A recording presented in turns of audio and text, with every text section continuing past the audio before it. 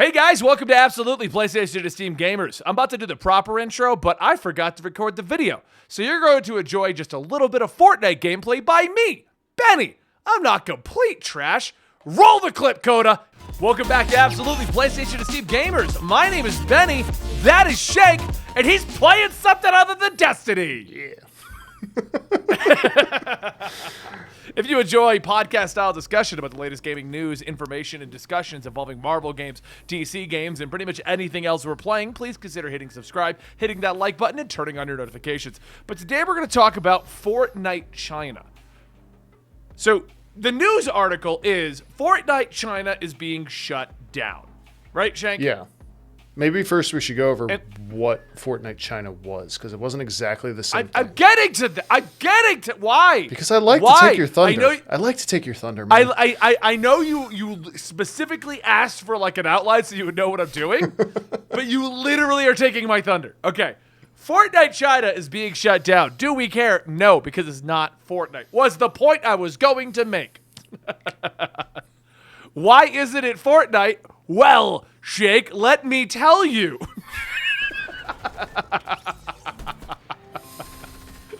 So ask the question. Why isn't it Fortnite, Benny?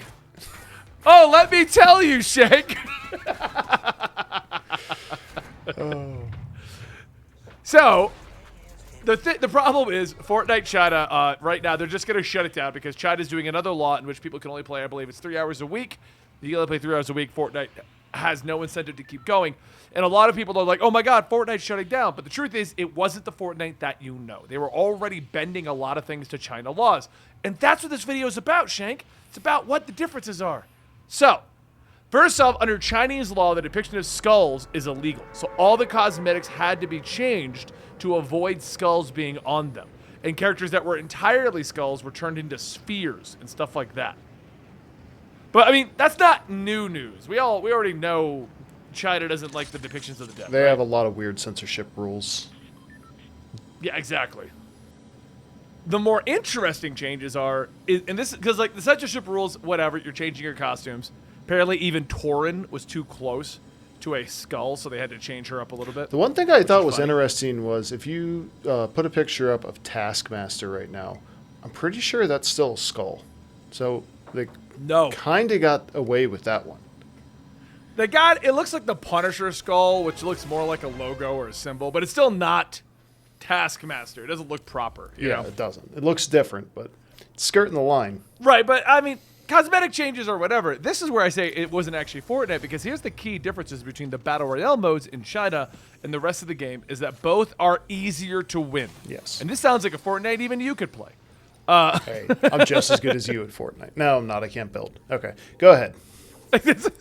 You're definitely not. Shut up. So, whenever a person gets a high amount of eliminations in a single game, they're offered to leave the match with it counting as a win on their career. So it like weeds out the top players. If you get in there and you get like 10 kills immediately, it's like, hey, you're doing great. You want to leave? Yeah, give somebody else a chance to win. How do you feel about that? Because I feel like that to me is one of the biggest things, that you could just be so good. It's like, oh, we messed up. I guess. Why don't you go to another game? I guess because it's optional, I'm okay with it. Like you just choose to take your victory early and then move out.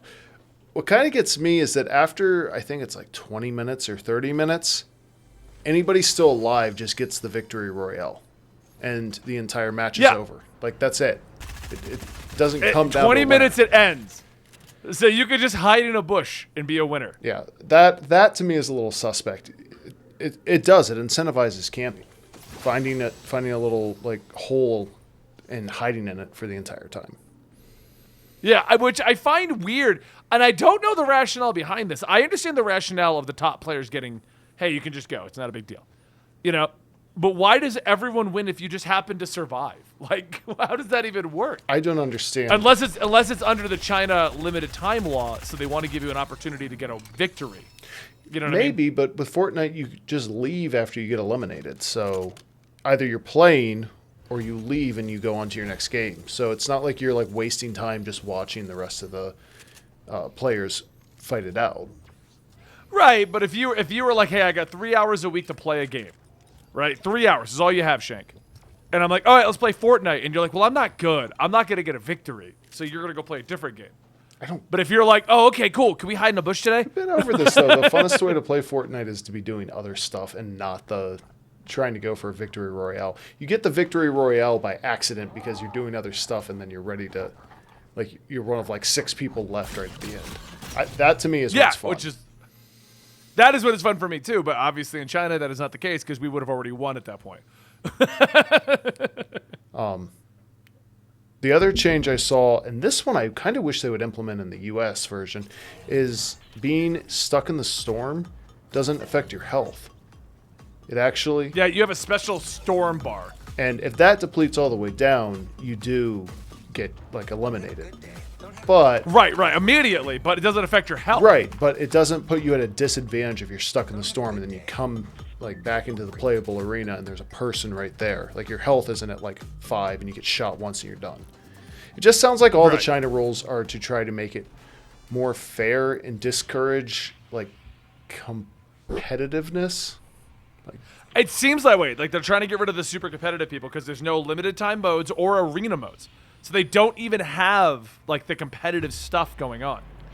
well, And they have a special thing that after 90 minutes of playtime, you just don't get any more XP and you cannot complete challenges. And apparently you're prompted to go study.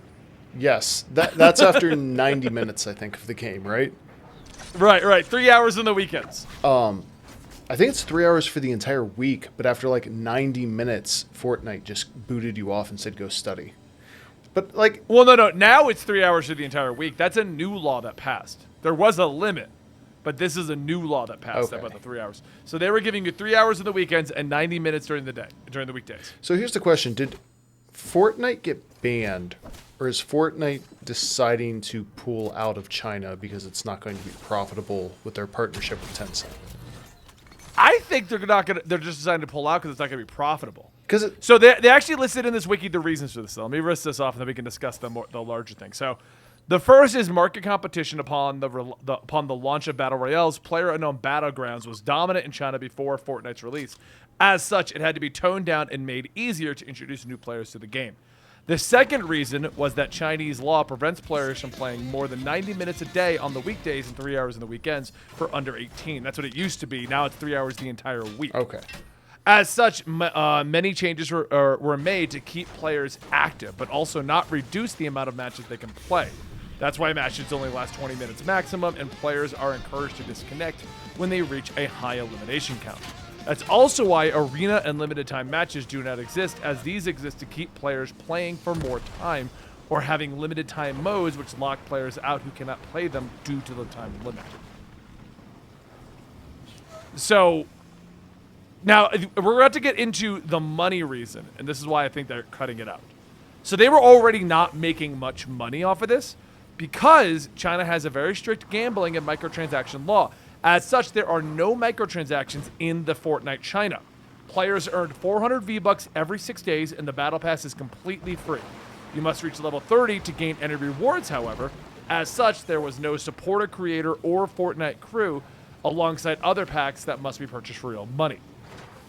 So, like, they basically weren't really making money on this. Yeah, it sounds like it was a big cost to be operating in China.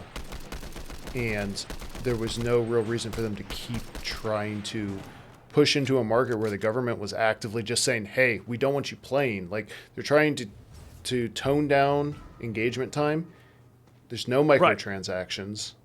So, like, where are they making their money? It just sounds like they decided to cut their losses. No, it really, really does. And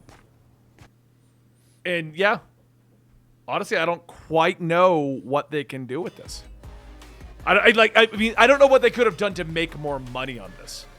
So I feel like with the new laws going in, they were like, you know what? Let's just cut our losses. Let's just call it good. China's been cracking down a lot on a lot of different, like, industries, tech, cryptocurrencies, gaming. That's all been in the news over the last 2 months. You can go to other channels for those kind of stories. I'm just curious how this is going to affect the gaming industry as a whole moving forward. Do you think China just wants to have their own, like, gaming industry that doesn't allow? No, because they have companies like MiHoYo, which own Honkai Impact and Genshin, and they're just like, no, we don't care. Like, they have some of the biggest games right now, and China's like, now you can't play them. Like, Well, I mean, that's also true, but I'm wondering if they're just trying to kind of like edge out and box out any type of U.S. or European companies from sending games over, kind of like they do with a lot of Hollywood movies. You know what I mean? They try to, Yeah. they want to build their own industries, and because they just have a centralized government, maybe they're just saying, well, not only do we not want you playing games, but if you are playing games, we want you playing Chinese games. I think that's what's happening here. And honestly, if I was a developer in the U.S., I mean, what can you do about that? If they don't want you selling your games in China, you can't sell your games in China. You just got to kind of cut your losses Yeah. at that point, right? yeah, I mean, and that's pretty much it. I don't think we have much more to say on this other than the game sounded more casual over there, but I don't think it's going to matter if you can't play the game anymore. They're just shutting down that version. If anything, though, I would love for the U.S. version to give us 400 free V-Bucks every 6 days. That'd be great. Like, And that Storm Bar. Bring those two things over from the Chinese version of the game, and I think we'll be happy. I don't need you kicking me out if I'm doing good, because I just want to keep stomping on people if I'm doing well. Let me post on. Yeah, exactly. But yeah, so that's our opinion on what do you guys think in the comments down below. We are absolutely PlayStation Esteemed Gamers. I'm Benny, that is Shank, and we'll see you guys next time right here. So I made a boo-boo.